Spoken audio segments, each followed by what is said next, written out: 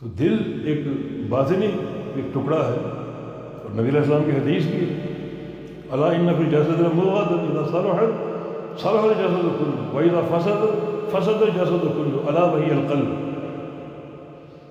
انسان کے جسم میں، اس ڈھانچے میں ایک ٹکڑا ہے، اگر وہ درست ہے تو سارا جسم درست ہے، کیونکہ وہ ٹکڑا رئیس الاعضاء ہے، سارے اعضاء کا سردار ہے.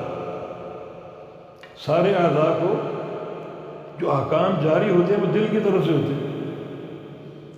دل میں اگر تقویٰ ہے تو سارے فیصلے تقویٰ کی بنیاد پر ہوں گے، اور دل میں اگر فسق و فجور ہے، معصیتیں ہیں، تو سارے آرڈر اس معصیت کی بنا پر ہوں. وہ ٹکڑا انسان کا دل، قلب، عربی کا لفظ ہے قلب، اور قلب میں تقلب کا معنی ہے، بدلتے رہنا، کبھی کچھ اور کبھی کچھ. دل میں تقلب ہوتا ہے، تبدیل ہوتا رہتا ہے، صبح کچھ اور شام کچھ. تو ضروری ہے کہ اس کو ہمیشہ پیش نظر رکھو.